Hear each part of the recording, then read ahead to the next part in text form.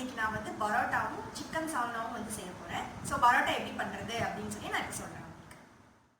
First parotta செய்கிறதுக்கு மைதா மாவு வந்து 2 கப் மைதா மாவு எடுத்துக்கிறேன்.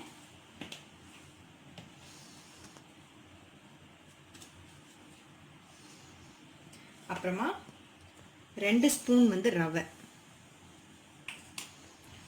1 ஸ்பூன் வந்து சுகர், தேவையான அளவு உப்பு. அப்புறமா இது எல்லாத்தையும் ஃபஸ்ட்டு நல்லா கலந்து விட்டுக்கோங்க. அதுக்கப்புறம் ஒரு முட்டை. நீங்கள் ஒருவேளை வெஜிடேரியன் அப்படின்னா வந்து முட்டை சேர்க்க வேணாம். முட்டை சேர்த்திங்க அப்படின்னா ஒரு 1 hour வந்து ஊற வச்சா வந்து போதும். பரோட்டா செய்கிறதுக்கு வந்து எப்படியும் வந்து டைம் வந்து கொஞ்சம் அதிகமாக வந்து தேவைப்படும். ஸோ நீங்கள் வெஜ்ஜாக இருந்தீங்கன்னா முட்டை வந்து யூஸ் பண்ண தேவையில்லை. பால் வந்து 3 ஸ்பூன் பால். இது எல்லாத்தையும் நல்லா பிசைஞ்சு எடுத்துக்கலாம்.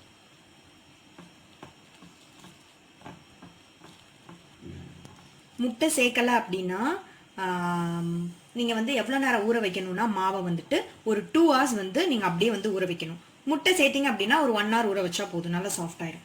இப்போ 1 ஸ்பூன் வந்து பட்டர் தான் சேர்க்கணும்னு அவசியம் இல்லை. நான் வந்து பட்டர் சேர்க்கிறேன், நீங்கள் வந்து ஆயில் கூட சேர்த்துக்கலாம். இதை நான் நல்லா பிசைஞ்சிட்டு அப்புறமா வந்து காமிக்கிறேன். தண்ணி ஊற்றி கொஞ்சம் கொஞ்சமாக வந்து பிசைஞ்சு வந்து எடுத்துக்கோங்க. பால் வந்து எதுக்காக ஊற்றுறோன்னா நல்லா வந்து சாஃப்டாக இருக்கும், அதுக்காக தான் வந்து பால் வந்து ஊற்றுறது. இப்போது நல்லா பிசைஞ்சதுக்கு அப்புறமா என்ன பண்ணணும்னா இந்த மாதிரி வந்து ஒரு கவுண்டர் டாப்பில், உங்களோட கிச்சன் கவுண்டர் டாப்பில் வந்து மாவு டஸ்ட் பண்ணிக்கோங்க. பண்ணிவிட்டு நீங்கள் பிசைஞ்சு வச்சுருக்க மாவு எடுத்து இந்த மாதிரி நல்லா ஸ்ட்ரெச் பண்ணி நல்லா பிசைஞ்சுக்கணும். ஒரு 10 minutes வந்து இப்படி இந்த மாதிரி வந்து பண்ணணும். எதுக்குன்னா அப்போ தான் பரோட்டா நல்ல சாஃப்டாக உங்களுக்கு வந்து கிடைக்கும். பரோட்டா பண்ணுறதுக்கு கொஞ்சம் டைம் ஆகும், அப்போனா தான் வந்து நல்லாயிருக்கும். கொஞ்சம் ப்ராசஸ் வந்து பரோட்டாவுக்கு வந்து டைம் ஆகும், பெருசாக தான் இருக்கும், ஆனால் நல்லாயிருக்கும் லாஸ்ட்டில் அவுட்கம். நான் இப்போ பண்ணுறது வந்து என்னென்னா அப்படியே உங்களுக்கு ஹோட்டல் ஸ்டைலில் வந்து பண்ணி காமிச்சிருக்கேன். அதனால தான் எக்கு அதெல்லாம் வந்து சேர்த்துருக்கேன், பால் அதெல்லாம். நீங்கள் வந்து ஒரு வேளை எங்களுக்கு எக்கெல்லாம் எங்களுக்கு வந்து பிடிக்காது அப்படின்னா நீங்கள் எக்கு வந்து சேர்த்துக்க தேவையில்லை. எக்கு சேர்த்துக்காம ஒரு 2 மணி நேரத்துலேருந்து 3 மணி நேரம் வரைக்கும் நீங்கள் வந்து ஊற வைக்கணும். நல்ல மாவை பிசைஞ்சிட்டு வச்சிடணும். அப்போ தான் நல்லா வந்து சாஃப்டாக கிடைக்கும். எக்கு சேர்த்திங்கன்னா ஒரு 1 hour வச்சா போதும். இப்போது மாவு வந்து நல்ல ஒரு 10 நிமிஷம் வந்து பிசைஞ்சாச்சு. இப்போது இந்த மாதிரி வந்து நல்லா டக் பண்ணிக்கோங்க. அடியில் இப்படி பண்ணிவிட்டு வச்சுட்டு மேலே வந்து கொஞ்சமாக வந்து எண்ணெய், ஏன்னா வந்து மாவு வந்து காயாமல் இருக்கணும்ல, அதுக்காக. எல்லாம் வந்து ட்ரை ஆயிரும்.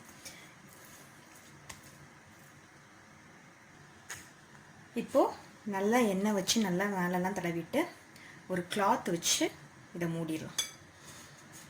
இதை நான் வந்து ஒரு 1.5 மணி நேரம் வந்து வச்சிட போகிறேன். இப்படியே 1.5 மணி நேரம் கழித்து எடுத்து நம்ம குட்டி குட்டி பால்ஸாக வந்து உருத்திடலாம். ஃபஸ்ட்டு இது 1.5 மணி நேரம் இப்படியே இருக்கட்டும். 1.5 மணி நேரம் கழித்து இதை நம்ம ஓப்பன் பண்ணி பார்க்கலாம். நல்லா வந்து செம சாஃப்ட் ஆயிடுச்சு. இதை ஒரு தடவை இன்னொரு 5 நிமிஷம் வந்து இதை நல்லா பிசைஞ்சுக்கோங்க. பிசைஞ்சிட்டு நம்ம பாலாக உருட்டி எடுத்துடலாம்.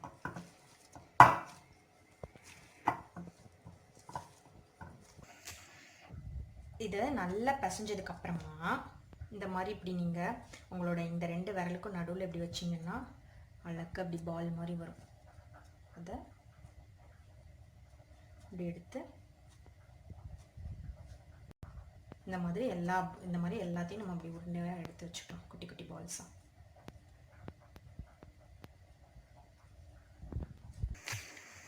இப்போ என்ன பண்ணா இதை வந்து இந்த மாதிரி நல்லா விரிச்சு எடுத்துட்டு எல்லா சைடையும் இப்படி அடியில் வந்து டக்கிங் பண்ணி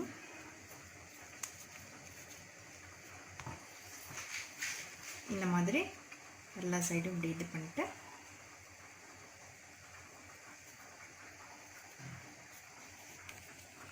இதே மாதிரி எல்லாத்தையும் வச்சிடலாம்.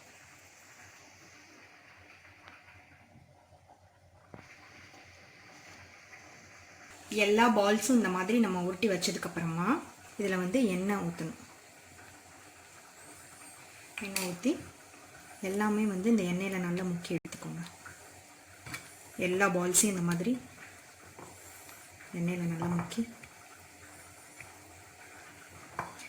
இதை வந்து ஒரு 15 மினிட்ஸ் நம்ம வந்து வைக்க போகிறோம். இது நீங்கள் பரோட்டா மாவை வந்து ஃபஸ்ட்டு பிசைஞ்சு நான் ஒரு 1.5 மணி நேரம் வச்சேன்ல, அது நம்ம வந்து பரோட்டா வந்து ரொம்ப நேரமாக வந்து இந்த மாதிரி வந்து ஊறணும். ஒரு மினிமம் வந்து 1 hour, மேக்ஸிமம் நீங்கள் எவ்வளோ நேரம் வேணால் வைக்கலாம். ஒரு வேளை நைட்டு செய்கிறதா இருந்தீங்க அப்படின்னா காலையிலேயே இந்த மாதிரி மாவை பிசைஞ்சு வச்சு நைட்டு நீங்கள் செய்யலாம். இல்லை மத்தியானம் செஞ்சு வச்சுட்டு நைட்டு வந்து பரோட்டா செய்ய ஸ்டார்ட் பண்ணலாம். இந்த மாதிரி எவ்வளோ நேரம் வேணால் பண்ணலாம். சரி, ஓகே. இப்போ வந்து இதை வந்து மாவை வந்து நல்லா பிசைஞ்சாச்சு. இதில் எண்ணெயும் ஊற்றி நல்லா ஊற வச்சுட்டேன். இதில் எண்ணெய் ஊற்றி மேலேயும் இந்த நல்லா ஃபுல்லாக முங்குற மாதிரி பண்ணிட்டேன். இதில் வந்து இப்போ வந்து ஒரு 15 மினிட்ஸ் வந்து இப்படியே இருக்கட்டும். மூடி போட்டு மூட போகிறேன். இதை கவர் பண்ணிட்டு 15 நிமிஷம் கழிச்சு நம்ம பரோட்டா பண்ணலாம். இப்போ 15 மினிட்ஸ் ஆயிடுச்சு. 15 மினிட்ஸ் கழிச்சு இதிலேருந்து ஒரு பால் எடுத்து ஃபஸ்ட்டு மெத்தட் எப்படி பண்ணணும்னா, இந்த மாதிரி நீங்கள் வச்சிங்கன்னா மாவு நல்லா சாஃப்டாக தான் இருக்குது. இந்த மாதிரி பண்ணிங்கன்னா அதுவே வந்து நல்லா தட்டு எடுத்துக்கோங்க. இந்த மாதிரி ஒரு சில்வர் தட்டு எடுத்துக்கோங்க. எடுத்து அதை வந்து குப்பரை கவுத்தி போட்டு பின்னாடி நம்மளோட இந்த பரோட்டா மாவு வந்து நல்லா நீங்கள் வந்து இப்படி விரிச்சு கொடுங்க. கை வச்சு இது பண்ணாலே நல்லா வந்து விரிஞ்சிரும். இந்த மாதிரி உங்களால் எந்த அளவுக்கு நைஸாக எவ்வளோ தூரம் விரிக்க முடியுதோ அந்த அளவுக்கு நல்லா விரிச்சுக்கோங்க. விரிச்சிட்டு அப்புறமா என்ன பண்ணணும்னா, அந்த மாதிரி ஒரு கத்தி எடுத்து ரொம்ப நைஸாக வந்து இந்த மாதிரி கோடு போடணும். நிறைய கேப் விட்டு போடாமல் பக்கத்தில் நல்லா வந்து இந்த மாதிரி கோடு போடணும்.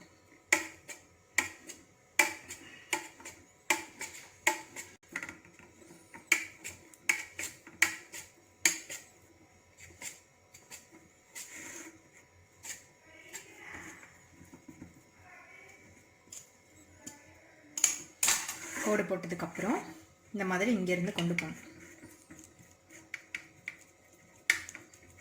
அப்புறம் அங்கேருந்து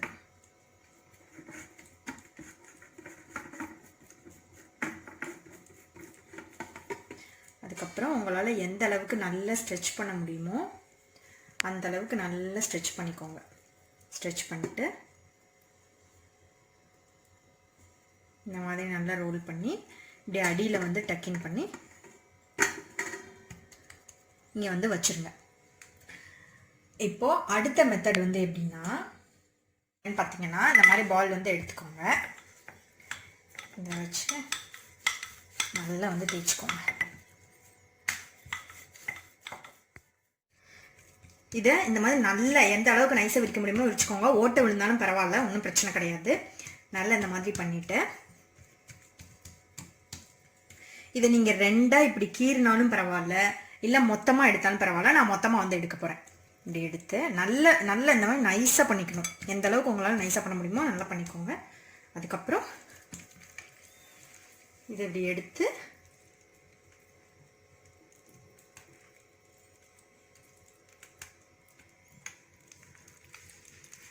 இப்படி வச்சிடலாம். இந்த மாதிரி நீங்கள் வந்து கோடாக போட்டு பண்ணாலும் ஓகே, இல்லை நான் பண்ணியிருக்கேன்னா இந்த மாதிரி பண்ணாலும் ஓகே. எல்லாமே ஒரே மாதிரி தான் லேயராக நல்லா தான் வரும். அதே மாதிரி இப்போ நான் எல்லாத்தையும் பண்ணிவிட்டு நான் காமிக்கிறேன். 6 பரோட்டா ரோலையும் வந்து நான் வந்து இந்த மாதிரி ரோல் பண்ணி வச்சுட்டேன் தேய்ச்சி. இப்போது ஒவ்வொரு பரோட்டாவாக நம்ம எடுத்து வந்து போட்டுடலாம். அதை நான் எப்படி வந்துன்னு சொல்கிறேன். இப்போது என்ன பண்ணணும்னா, ஃபஸ்ட்டு பரோட்டாவை வந்து எடுத்துக்கணும். எடுத்துட்டு கை வச்சு உங்களோட உள்ளங்கை வச்சு நீங்கள் வந்து நல்லா இந்த மாதிரி வந்து அழுத்தி கொடுக்கணும். கை வச்சு பண்ணாலே நல்லா வந்து பெருசாயிடும். இப்போ கை வச்சு நல்லா ப்ரெஸ் பண்ணாலே இந்த மாதிரி வந்து வந்துருச்சு. இதை நம்ம தோசைக்கல்ல போட்டு எடுத்து வேண்டாம். இதை நான் உங்களுக்கு வந்து செஞ்சு காமிச்சிருக்கேன். ஆக்சுவலாக இந்த மாதிரி ரோல் மாதிரி நம்ம வைக்கிறோம்ல, ரோல் பண்ணி வச்சதுக்கப்புறம் இதை வந்து இன்னொரு ஒரு 15 மினிட்ஸ் விட்டுருங்க. அப்போனா தான் இன்னும் நைஸ் ஆகும். அப்போ நீங்கள் இந்த கை வச்சு ப்ரெஸ் பண்ணும்போது இன்னும் நல்லா உங்களுக்கு வந்து எக்ஸ்பேண்ட் ஆகி வந்து கிடைக்கும். ஸோ இப்போ இதில் ஒரு 10 நிமிஷம் வச்சுட்டு இதை எப்படி நான் போட்டேன் இதை மாதிரியே நான் தோசைக்கல்ல வந்து போட்டு எடுக்க போகிறேன். நான் தோசைக்கல்ல போடும்போது வீடியோ எடுத்து காமிக்கிறேன். இப்போது அடுப்பில் வந்து கல்லை வச்சு தோசைக்கல்லை வச்சு அதில் வந்து ஆயில் வந்து ஊற்றிக்கோங்க. நல்ல கல் வந்து சூடாகட்டும்.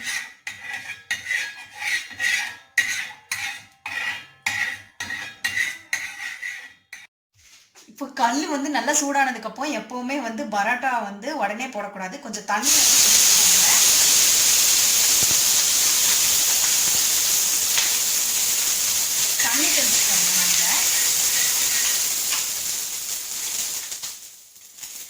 தண்ணி தெளிச்சுட்டு அதுக்கப்புறமா அதை நல்லா வந்து தொடச்சிருங்க.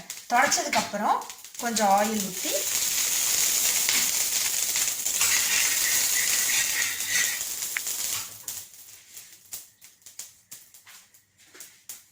மீடியம் ஹீட்டில் வந்து வச்சுக்கோங்க. ஹை ஃப்ளேமில் வந்து பரோட்டா வந்து வைக்கக்கூடாது. அப்போனா நல்லா ப்ரௌன் ஆயிரும். அப்புறம் லேயர்லலாம் நல்லாவே வந்து வெந்திருக்காது. இப்போ பரோட்டா வந்து போட்டுற வேண்டியதான்.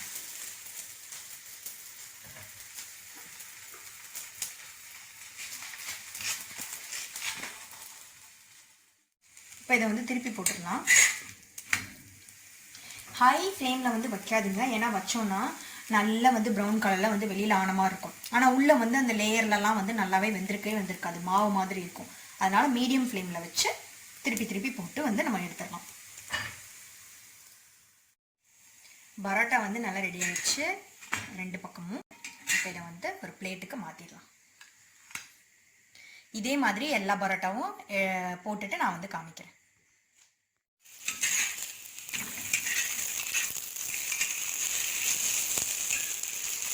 அப்போ இந்த மாதிரி வந்து கொஞ்சம் கொஞ்சமாக வந்து ப்ரெஸ் பண்ணிக்கோங்க. ஏன்னா அப்போ தான் நல்ல உள்ளே இருக்கிறதெல்லாம் நல்லா வேகும். எண்ணெய் ஊற்றிக்கோங்க சுற்றிலும்.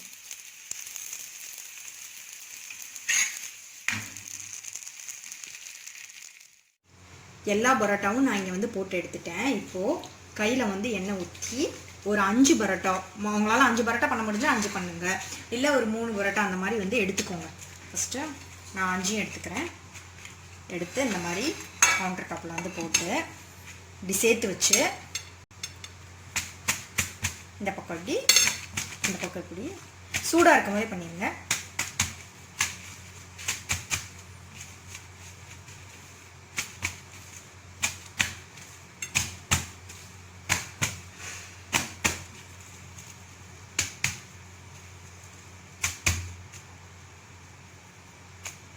பரோட்டா ரெடி ஆயிடுச்சு.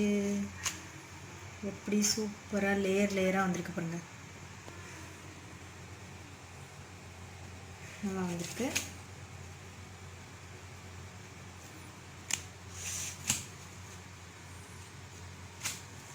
இதுதான் செம லேயர். பரோட்டா வந்து எப்படி பண்ணுறது அப்படின்னு சொல்லி பார்த்துருப்பீங்க. நான் வந்து எக்கு யூஸ் பண்ணி வந்து செஞ்சுருக்கேன். நான் ஹோட்டலில் எப்படி பண்ணுவாங்களோ அந்த மாதிரி பண்ணியிருக்கேன். உங்களுக்கு ஒரு வேளை வெஜிடேரியனாக இருந்தீங்கன்னா நீங்கள் எக்கு யூஸ் பண்ணாமல் வேணால் ஒரு 2 ஸ்பூன் கர்டு ஊற்றி அதை நீங்கள் வந்து செஞ்சுக்கோங்க. கர்டு ஊற்றணும்னு கூட அவசியம் இல்லை. ரொம்ப நேரமாக ஊற வச்சா வந்து போதும். ஒரு 1 மணி நேரம் ஊற வைக்கிறதுக்கு பதிலாக 2 மணி நேரம் ஊற வச்சா வந்து போதும். இல்லை அப்படின்னா இன்னும் ரொம்ப நல்லா சாஃப்டாக வரணும், அவங்களுக்கு அதிகமான டைம் இருந்ததுன்னா மார்னிங் நீங்கள் ஊற வச்சுட்டு மாவெல்லாம் கசந்து வச்சுட்டு ஈவினிங் டின்னருக்கு கூட அந்த மாதிரி வந்து நீங்கள் வந்து செய்யலாம். ஸோ இதை செஞ்சு பார்த்துட்டு எப்படி இருக்குன்னு வந்து சொல்லுங்கள்.